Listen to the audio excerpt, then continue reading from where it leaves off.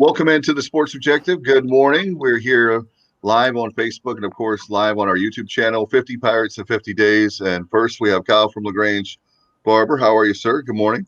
What's going on, guys? How are y'all? Good. Bubba Rosenbaum, how are you? You on a field trip?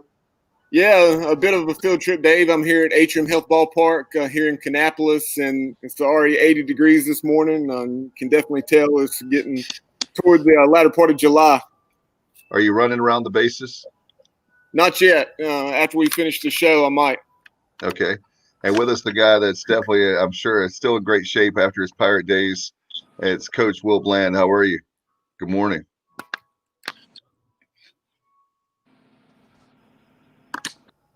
Coach Bland, can you hear us? I'm doing pretty good. Yeah, I can hear you now. Okay. It froze on me, but yeah, I'm thanks for having me on the show. Absolutely. Let's show. Absolutely. We're here and we're having a great time, and certainly looking back at careers, 50 Pirates in 50 days. And let's talk about your career. How did you become a Pirate? Basically, my dad was in the military, so we ended up in the half block. So I played my career down there with Coach Wilbur Sasser. So I had some great teammates. I had Chris Moore, Guy Wimper, myself, and Caleb King. So my senior year, we did pretty good. We made it to the first round of the playoff, got beat by Apex. So the funny thing is that when I came out to play Greenville Rose one year, they was like, do you want to play football for the Pirates? I was like, where's ECU? I didn't know where ECU was. So long story short, we had a great game against Rose, and then I talked to the offense coordinator at that time. Then he offered me a scholarship to play at East Carolina. Wait, you were in but basically, I had a couple. Where ECU was? Because I'm a military. Look, I lived overseas for like 3 years. Okay, all right. I wanted to go. I wanted to go play for the Miami Hurricanes and the Florida State Seminoles. So those are all I was worried about. Hey, just make it down there to play with them. Growing up, so I mean. Well, I ain't be the one I played against them. No, you didn't. Coach Logan was gone. Yes, he was. And that's who recruited me. Coach Logan recruited me. He gave me an opportunity to play Division I football. I'm grateful for that.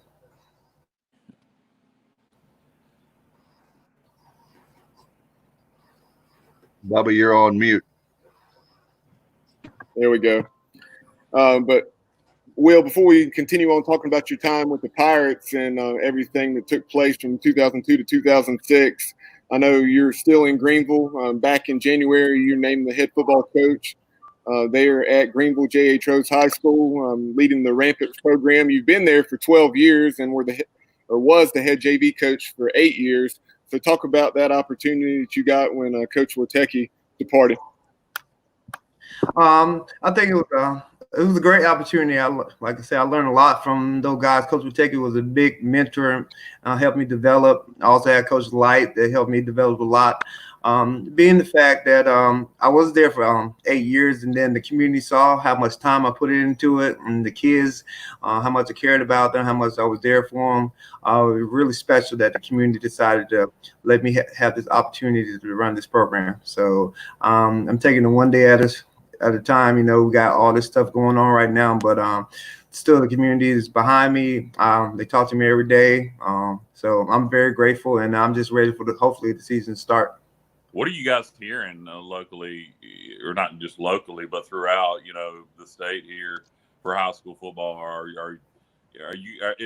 you more hopeful that you're going to play? Are you more doubtful? I mean, are you just taking it a day at a time? I mean, what are you guys being told? Right now, we just want to try to get a ball in play, because right now we're in phase one, and you can't do a lot of stuff without the ball. You can run, you can go over plays and stuff. I think we're hopeful that it's going to take place. Hopefully that we want a full season, but we can shorten the season down and still get some games in and let some of these senior athletes go out. That would be great. So we just I think hopefully we find something out by the end of July so we can prepare ourselves for August and September, because right now everything won't start to September 1st, and then the first game won't be till like around the 18th. So has Pitt County made a decision yet on how they're handling this class? Are they going to do the two groups, or so many counties are doing it so different? Yeah, I think our plan is to do Plan B. I think we're doing A, B. Then the other week have the other students. But that's what I think. I'm not sure, but what I'm hearing from, I think we're gonna do Plan B. Okay. Half and half. Okay. We'll see how that works out. This is kind of like a whole new world, like Aladdin now with COVID-19, and hopefully we'll have hopefully we'll have a different world in 21. But right now we A gotta different world. Yeah, we gotta get That's we gotta like, get like the 80 sitcom day. yeah exactly. Hey, I'm Kyle, an Dave 80s kid. used his time machine. Yeah, exactly. No, hopefully in 21 we'll have things, but right now, Coach, I guess this is kind of like if you're at halftime, you're making halftime adjustments, right? Or adjustments in the game. This particular thing is a game of life where you have to make adjustments for your kids. Do you find that how are your players handling this situation? I know it's got to be tough for them. Well, they just happy to be back because they was out of school since March and they wasn't allowed to be on campus and intermingle with everybody. So when they got the all call that we can start workout June 15th, I think we got about 90 kids coming out every day, working out, going over plays and stuff. So they're excited to be back to get to see their teammates, and they want to play. They want to suit back up. They want to get out there and run around. So I haven't had any problem with making sure they come because I think they beat me to the school before I get there. Before we go back and look at your East Carolina career, you mentioned being at Rose as a JV coach. I think you said for 8 years. That means your time overlapped with Holt Nailers and CJ Johnson. Or do they play at Conley? No, they was at Conley, but okay. Well, you still had to play them. I still had to play. You know what? I'm thinking, well, the JV head coach, I never played against CJ and Hope because they always played varsity and stuff. So, but I was on the sideline every Friday watching them guys go. I talk to them sometimes when they come over because I think they know that I'm a Pirate. So, I'm a Pirate for life. I love the kids. They do a great job. And, if I can help them out anyway, I could. So, but they're two great athletes, especially when it was in high school. So, CJ doing big things, Holt's doing his thing out there. So, I'm gonna root for them. They're Greenville native. They're from Pitt County. We gotta support the Pitt County kids. Speaking of which, Coach, are there any guys on your team right now that you feel will be a good fit for the Pirates? Well, we got our 4-star running back Michael Allen. He's being recruited by everybody. Runs a legit 4.35. Wow. A very special kid. He's a well-mannered, have a great home life. Just top notch. So I know the Pirates are looking at him heavy. He likes him. He grew up. I think he went to every football game last year for the Pirates and stuff. So they just got to keep plugging away. We also got a good wide receiver. We try to work on some stuff with him so we can try to get him somewhere. And then, Wade Jarman is the quarterback that does a fantastic job in the offense. So we got them kids. I think we got some more young kids that can probably get recruited more as the season go on. So we got a bunch of kids for Rose that can help the Pirates out. But, it's all about where they fit in, what's the best play for them. So right. Coach, talking about Michael Allen, I know Michael also is a tremendous baseball player, right? And I believe I saw on Hoist the Colors, Stephen Igo had an article about him recently and said that he has an opportunity to, if he obviously so chooses, to play football and baseball for the Pirates. Oh yeah, he's a great baseball player. He plays center field, and they just said that he just covered the whole center field. So it's hard to hit out there towards him because he's so fast. He can do it all. Great multi-sport athlete. He also run track too. So he finished his freshman year with third in the state of North Carolina in the 100. Wow. Definitely the kind of athlete. It could be East Carolina, Bo Jackson. Yeah, because he's a big kid now. He's a big kid. Well, that will be outstanding. In fact, I know Kurt Kraft could use him in track and field as well. And that's one thing, Coach, that I've always told kids is that The very fact that we have some parents that are pushing them hard in just one sport, but I'm a firm believer, being a kid from, as Kyle knows, from a 1A school, that you have to pretty much, all the male athletes pretty much have to play all sports, whether you want to or not, because that keeps the programs, the individual sports programs going in the athletic department.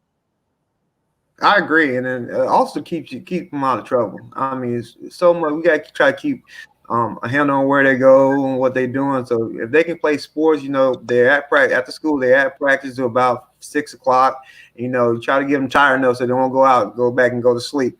So I try to make sure our guys in the fall after football season, we got to be doing something. We got to be either on an indoor track, playing basketball, and then outdoor track in the spring, so we can keep up with the guys and keep them in shape. And they know I'm out there, so I'm a great guy to be around. So, hey, and Will, just for full disclosure, I know Dave's he mentions being from a small school, and that's of course Williamston, or formerly Williamston. And I know you're obviously well aware and friends with Harold Robinson. So Coach Robinson, great guy and someone we enjoy having on the show. Yeah, him and Kevin Rose from Williamson. So I know Kevin from up there.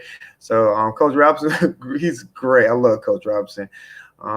Many days that we talked and stuff in his office, just taught me about life, taught me some of my prior career. I didn't stuff to go my way all the time, but just talking to him and just staying the course.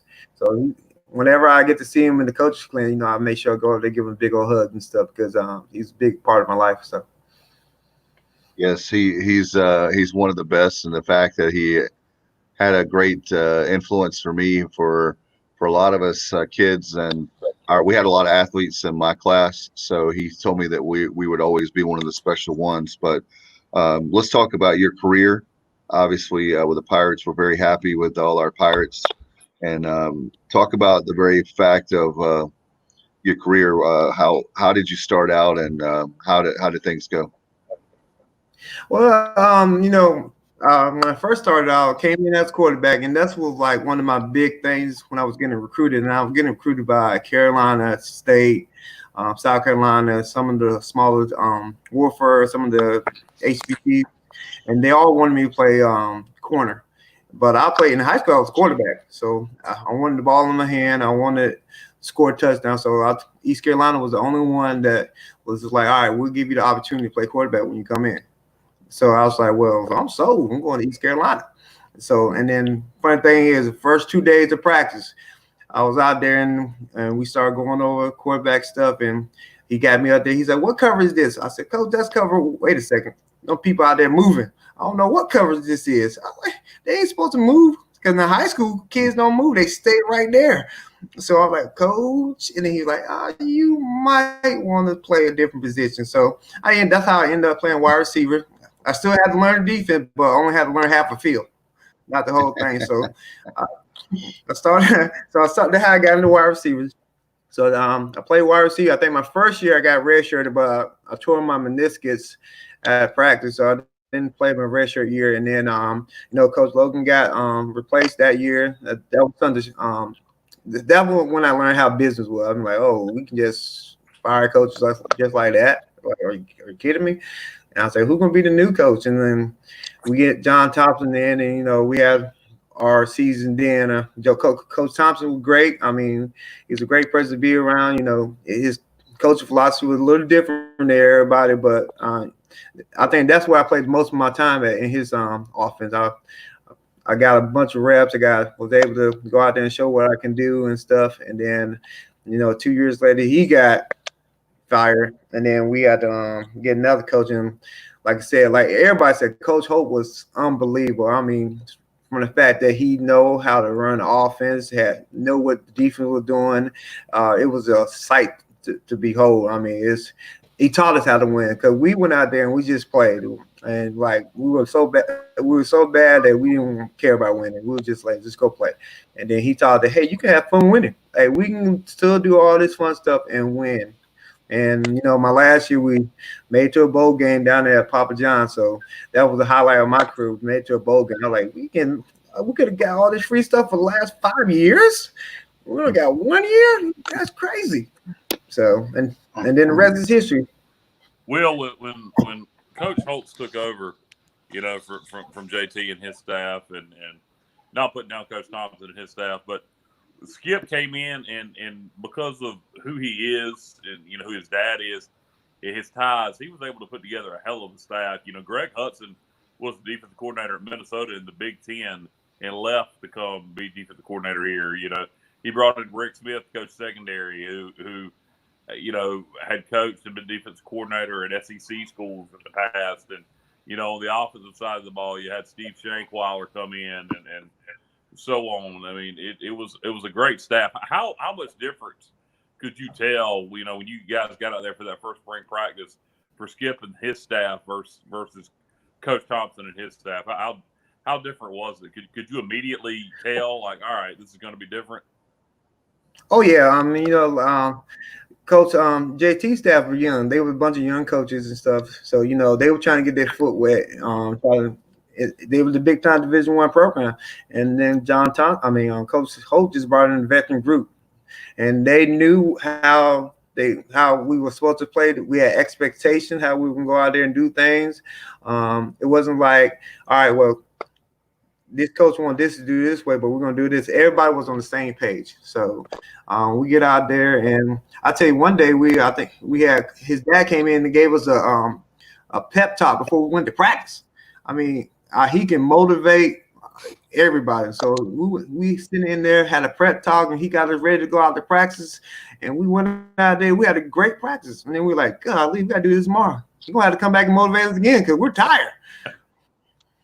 So, but he was just awesome. I mean, like, just being able to see his mind work, how he operated out there, and was able to correct our offensive guy. He screwed up on offense, he was able to correct that. And then at the same time, somebody on defense screwed up, he was able to correct that. And I think JT, he was, it was his first head coaching job, and he's more defensive minded. So basically on offense, we relied on our offensive coordinators to correct us and stuff. So, but they two totally different coaching styles, ways to coach. I took a little bit of both of their stuff to implement my way. So, Coach, you've been doing this for well over a decade now, like you just referenced. Nice lead into my next question. You talk about taking things away from Coach Holtz, or maybe even Coach Logan and Coach Thompson. So what are some of those things that you did take away from those three coaches, or maybe other coaches that you've borrowed stuff from? Well, the one thing I have, and when I started out for JV, is that I got even though our kids think they know everything and they can tell you stuff on the sideline, you got to be able to listen to them, because at the end of the day, if they trust you, then they can go out there and play for you.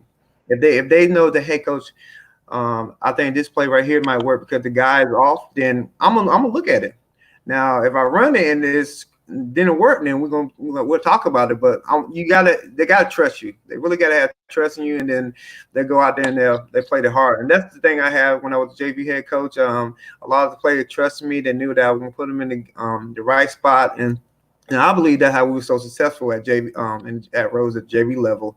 So just make sure they trust me. Not trying to be, you got the players coach and you got your coaches that are authority figures. I'm trying to implement both of them. I'm gonna want to make sure you joking, you having fun, you out here. You want to be out here. I don't want you to be out there if you don't want to be out there. I want you to be out there because you care about the game. You want to get better. You want to help this school. You want to try to get Pitt County on the map, the communities to fall back in love with Rose, just like it was in 03 through 06 when they were winning all them state championships.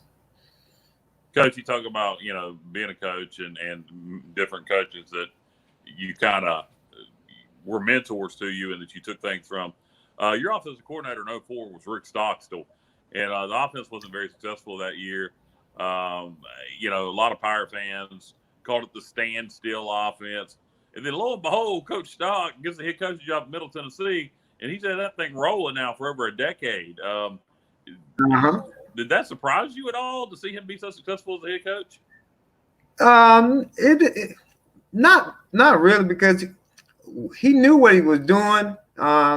It was just the fact that we, like I said, because he was JT now, he was basically our head coach out there. So, we're trying to learn how to do everything. Our head coach was going to spend most of the time on the defense side because that's what he's more familiar with.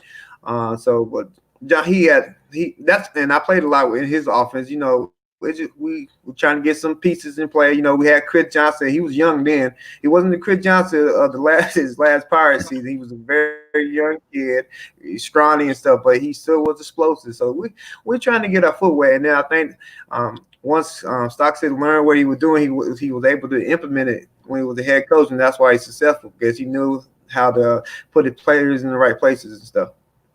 And Will, would you say that it's fair to say that with Coach Logan and with Coach Holtz, they were more disciplinarians than Coach Thompson?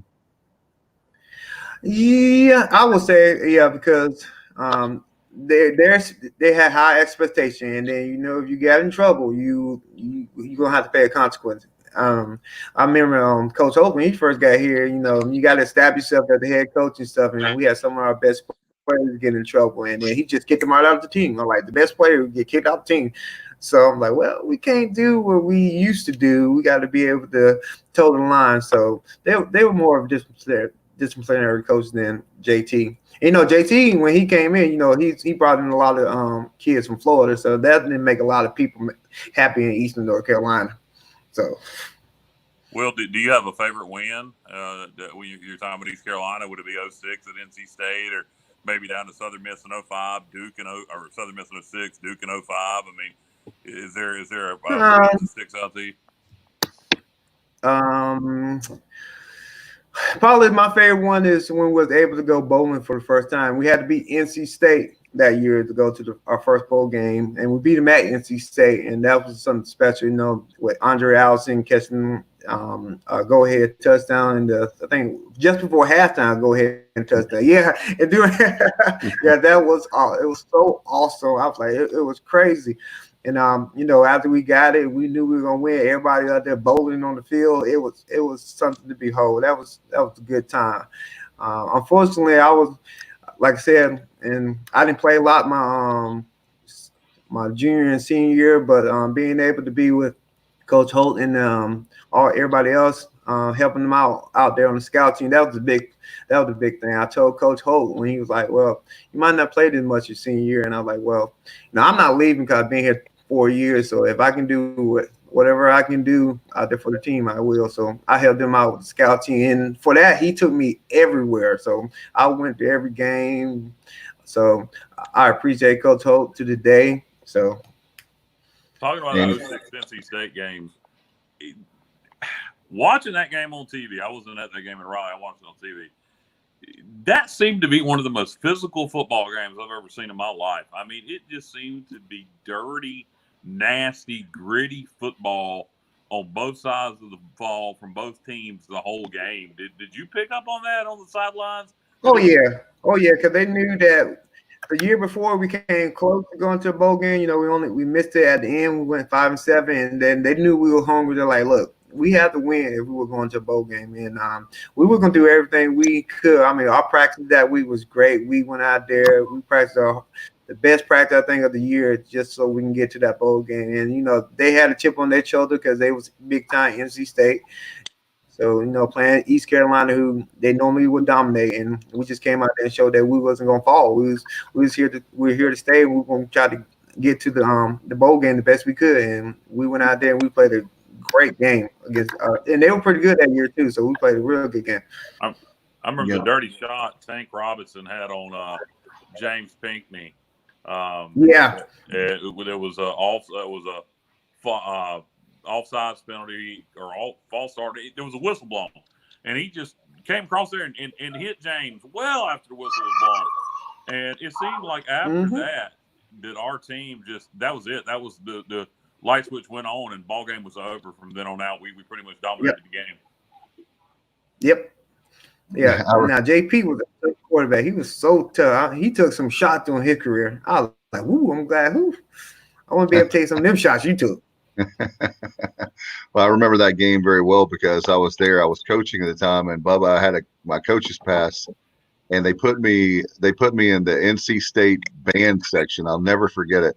So I'm near the NC State bands, and obviously, but You would love to be with purple and gold folks. And what happened was during the game, I think it was about the third quarter, fourth quarter, all of a sudden some of the NC State fans said that to fire Amato and hire Skip Holtz. I'll never forget that. I was like, that's the weirdest thing to hear, that the opposing coach, they won't hire him.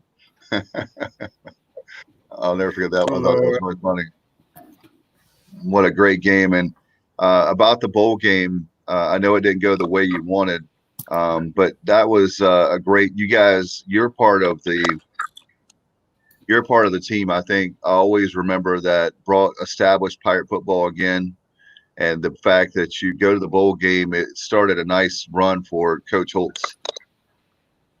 Yeah, the fact that we was able to see what it was, I think we had to go there because, you know, we've been out of the bowl so long that we didn't know what to expect. So we basically went there. We had a great time, but you know, we came out on the wrong end. We played a really good South Florida team, but that set the stage for everybody else, because it's like, why would you want to go to the bowl game, not at least win it?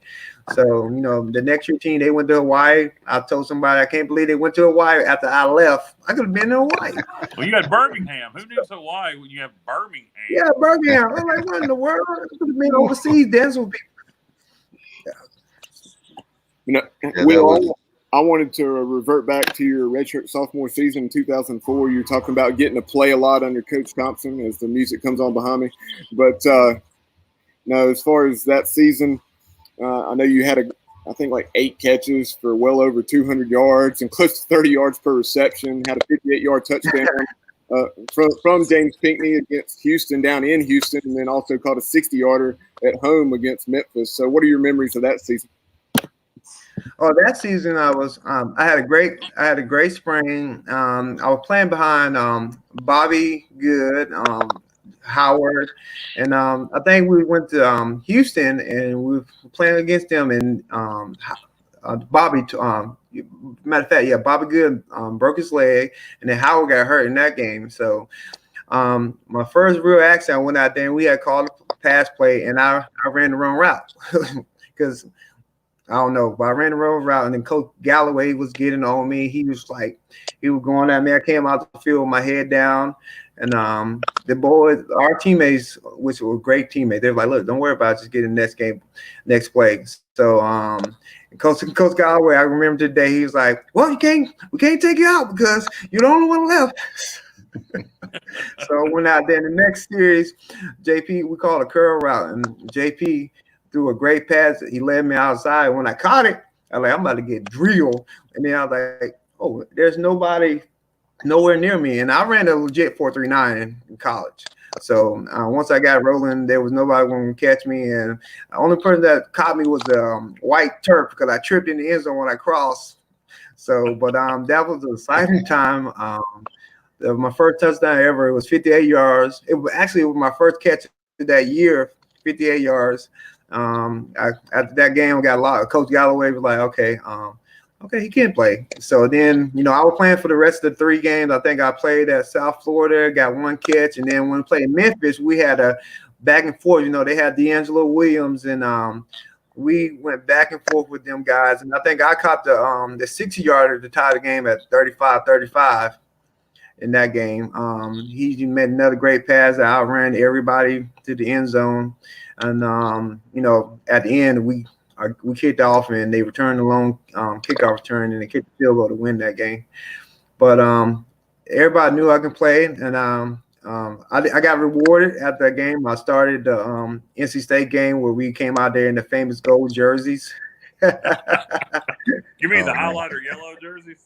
Yeah. The highlighter yellow jersey. Only time you seen them. Yeah. But, and we played against, remember that year, guys, NC State defense was the #1 defense in the country. And they had Mario Williams, they had Manny Lawson, they had a couple guys. And my favorite story is like I came in motion, and they told me they're like, all you need to do is cut off Mario Williams from the backside from running down the play. And I was like, okay. I said, well, can I go on the other side? Because, you know, Mario Williams was huge. And he's like, well, do you want to cut off Manny Lawson? I said, I'll stay on that side. And I try to block Mario Williams. And I think we both made the tackle on Chris Johnson because he was so strong. I was like, Coach, this play ain't gonna work. The only way, $180.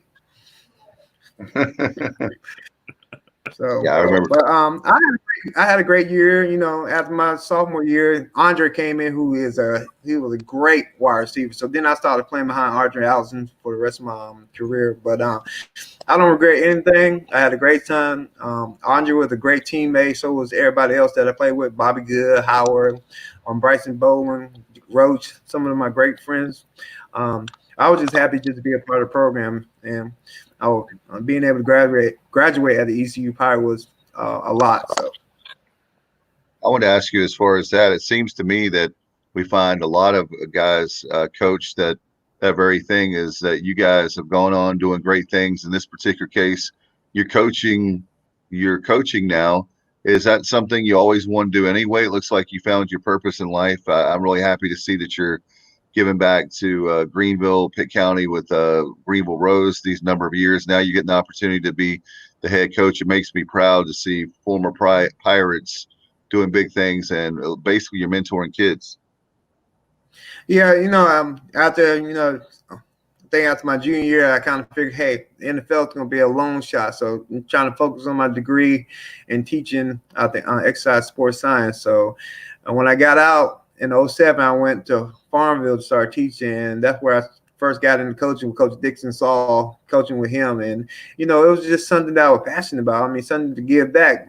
And the kids, I was fresh out of college, so the kids knew who I was. And, they were eager to learn, eager to see how it was so they can get to the next level like I did. So that was great. And then I just fell in love with it. So I wanted to coach. So after I left Farmville, I went to Rose to coach Life, and I've been there ever since teaching the kids. I also work with the Pitt Titans when they do their camp. So I see them when they're young. It's just something I like doing. I like seeing them being able to achieve their goals. They set goals when they're so young, and then just being able to watch them get what they want, or watch them make it go to a Division I school, or possibly going to the NFL. Coaching the guys, coach, I seen, well, I wouldn't say coach, but I was on the staff when the Catavia Street was playing. Cornell Powell's at Clemson right now playing for them. So just being able to watch them guys as they grow up, and then them coming back and coach, hey, when I was in high school, one of my favorite coaches, I just love being around you, just love calling you stuff. So that's a big thing right there, being able to be mentoring them, having them come back and just saying, hey, thank you for everything you did. Will, you talked a little about the tradition of Greenville Rose football. You referenced some of those players right there, as far as Kentavia Street, of course, Andre Brown. I'm not sure if you mentioned his name, and you referenced those 3 or 4 straight state titles back from 2003 to 2006, or at least playing in the state title game those years. No, they won all 4. Mm-hmm. Okay, they won all 4 of them.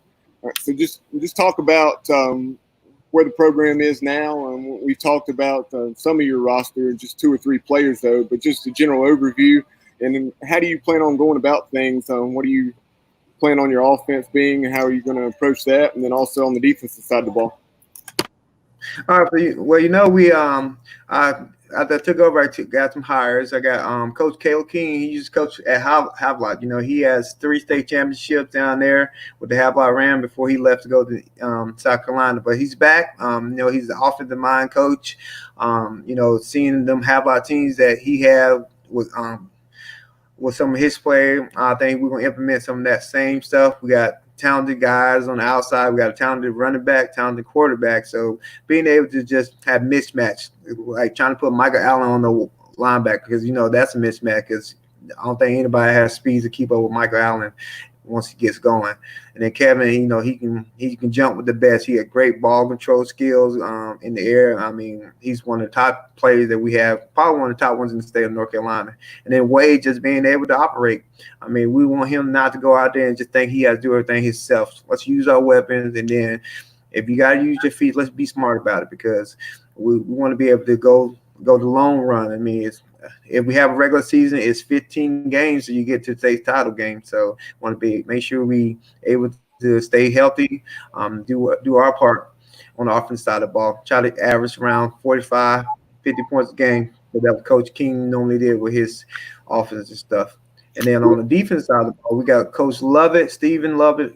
He was the D coordinator at New Bern High School, so he has 2 belts. He was that D coordinator for that team with Mike Hughes when they only gave up like 7 points a year. Wow. So yeah, so he's back. He's coming. He's calling our defense for us, and he's way above his time. He knows exactly what the kids can do, trying to put the right guys in the right place. So, our Achilles heel for the last couple of years had been our defense.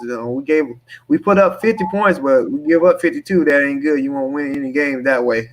So we trying to get that points per game down, so we only give up around 20 points. But I think defense is going to be pretty good this year. I think we're going to put some of our two-way players. Like, I think we plan on putting Kevin Hamilton, our best receiver, back there at safety, because somebody once told me, you got to have your best guys on the field. So he's one of our best guys. We're going to put him out there, let him play some defense, and then not only that, we'll give him the ball on offense a little bit. So, Will, one of our loyal listeners and viewers, Jay Sonhalter, former teammate of yours, is tuned in. He says hello. He actually he's doing ESPN3 work, so he's calling a lot of college football, but then also does some work in the high school ranks with Chris Edwards and different ones, describing the high school action across the state. So I just wanted to tell you he said hello, and he's tuned in this morning. All right. Hey, what up, Jay? That's my buddy. I love Jay. He was with me when he did the coach with 94.3 the game, so I used to see him on the sideline all the time and stuff. He's great. I love Jay. One of the all-time favorites. He played tight end and everything, so I love Jay. And he's done very well for his career. And we're trying to get Coach. We're trying to get where we can be his agent, and with all the in-house stuff that they're trying to do with all the Olympic sports and stuff, to see if we can get him to do a lot of the analyst stuff for all the different sports for ECU. That'd be a good one for him. And Coach, as we're starting to wind down with this conversation this morning, I wanted to ask you, just with Coach Houston's staff, they're going into their second season.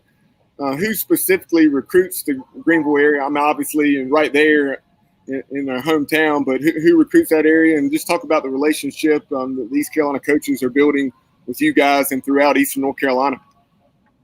Well, I think who recruits our school is Coach Kirkpatrick, and Coach Kirkpatrick was actually my wide receiver coach when I was playing. So I know Coach Kirkpatrick since my playing days and stuff, and he does a great job out here. I've seen both him and Mike Hughes, because obviously they're looking at Michael Allen. So they're doing a great job. He's always in communication. You want to make sure that tell Michael that, hey, we still got you on our radar. You're one of the guys we want. As far as coming to the game or interacting with me, he'll call just to catch up with each other. I know when I got the head coach job, they both get Kirkpatrick called me and congratulate me and let me know they were proud of me and stuff. So he does our area, and he does a great job. He did a great job when I was at the school. So I think we're in good hands over here on Eastern on our side. So the coaches over there are great. They've been welcome. I walk there. I can go out there anytime, talk to any of them, and it's not like, hey, we can't talk to you right now. And they see me out there. They make sure they stop, hi, ask me if I need anything. So I think Mike Houston's staff going to do a great job. I think they're going in the right direction. He has his plan. The players believe in the plan. They saw how successful it was last year, and I think they're eager to get ready to go out there and show everybody that, hey, last year wasn't a fluke, but we are getting better, and that we can make hopefully a bold appearance. And Coach, that very thing when you talk about Michael Allen, the very fact that he loves the Pirates, growing up with the Pirates, it kind of reminds me of, even they're not the same player, with Holton Ahlers and C.J. Johnson, those kids. Talk about the very fact, and one thing you were talking about earlier when you made the great point, being a great coach that you are, there has to be the right fit. Coach Houston wants to run the football. You have a special kid like Michael Allen, who his family, grandma can see him, all his family, his friends can see him. The Greenville Rose family can still see him. Right down the road, it's such a close drive from their Greenville Rose right to the stadium. A lot of people could see him playing in the purple and gold. That's right. If he did decide to go to the ECU, his whole family down here. But like I said before, it's got to be the right fit, because you don't want to put a player in a place where he's not happy. Because he's not happy, he's not gonna want to go out there and participate.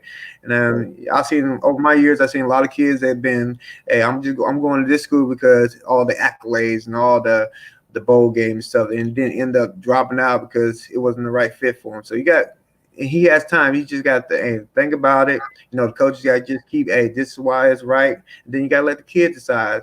If the kid wants to go there, then and be a Pirate, he can put the heart in it. And I think he'll be a great Pirate.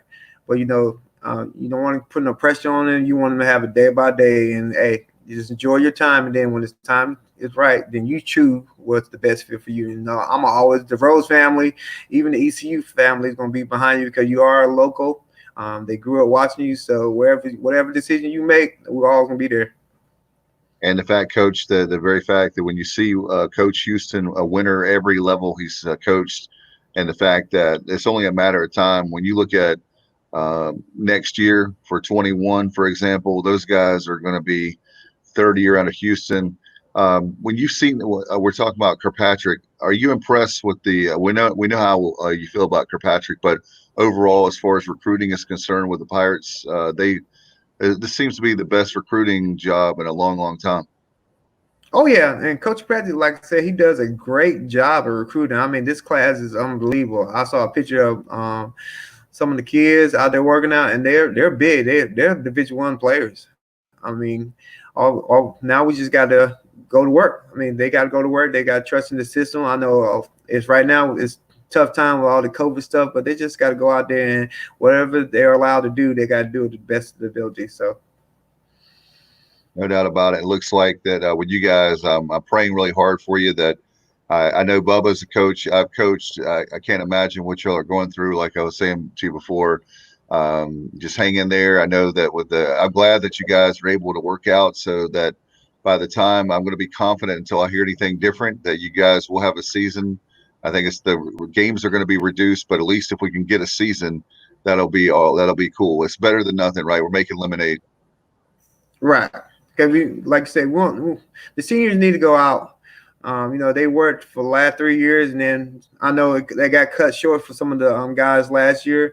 But this is what they work for. They're trying to. Some of them are trying to make it to the college level. So if it's possible, and it's being safe, if it's safe for everyone, then I'm down with doing whatever we got to do to get back on the field and stuff.